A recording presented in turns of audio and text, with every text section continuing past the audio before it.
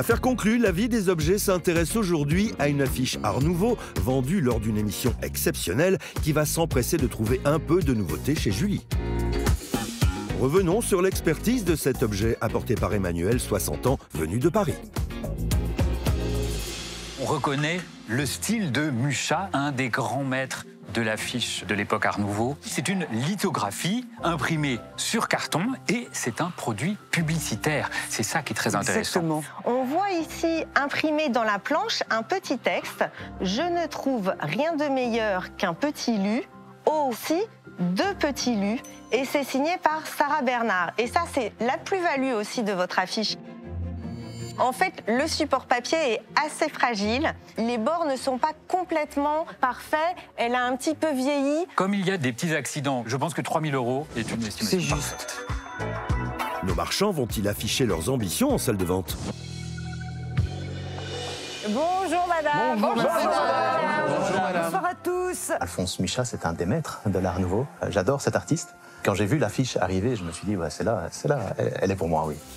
Je commence les enchères à 500 €. 600. 800. 1000. 1300. 1400. 1500. Je savais que ça ne partirait pas à un tout petit prix. Cependant, on a toujours l'espoir de se dire, ça va quand même pas monter trop haut, je vais pouvoir faire une bonne affaire. 2500.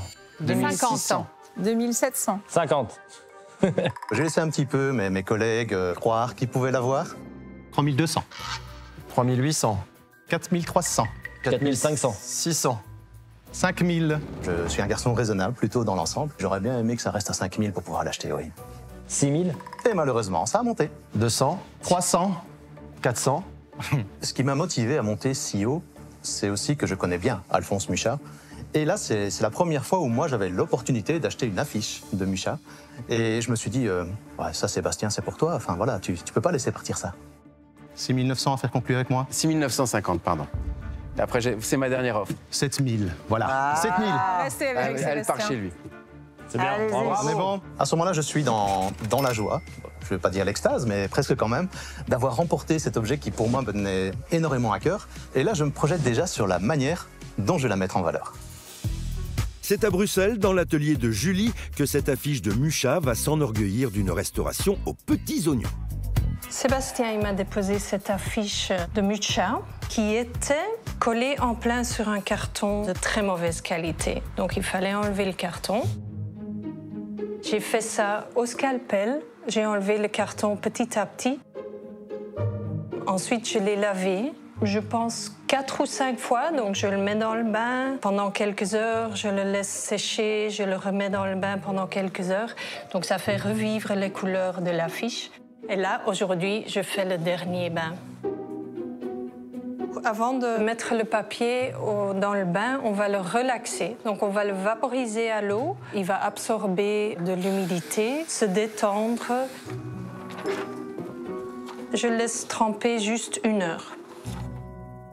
Là, je vais préparer la colle. C'est une colle d'amidon de blé que j'ai cuit pendant 1 heure. Et je vais la passer par le tamis 3 fois.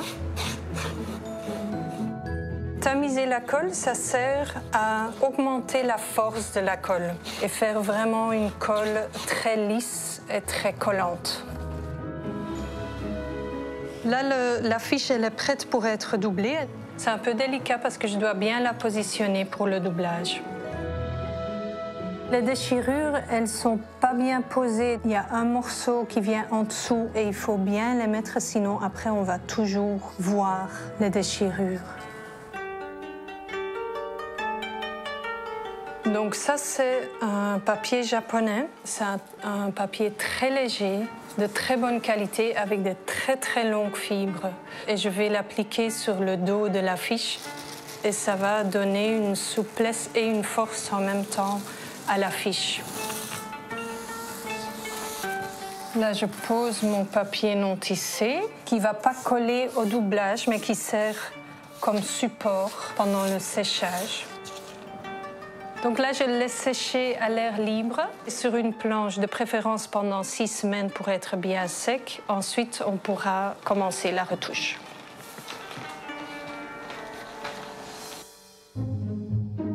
Voici l'affiche complètement aplanie.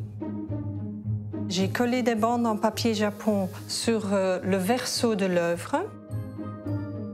Les dernières étapes à faire, c'est combler toutes les petites lacunes dans l'affiche avec une pâte à base de papier. La dernière étape, la retouche. Je retouche avec un pinceau très très fin. Là, je fais les bords dorés, donc je fais ça avec de l'aquarelle dorée et du noir pour salir un peu le doré. Là, on arrive à la toute dernière étape. Je vais défaire l'affiche de la planche, donc je vais couper l'affiche juste au bord. Et alors après, elle sera tout à fait prête pour être encadrée. Voilà cette affiche qui a quand même plus que 100 ans maintenant. Elle est repartie pour 100 ans parce qu'on a bien refortifié la cohésion entre les fibres à cause du lavage. Et le doublage lui donne une souplesse et un support pour la suite.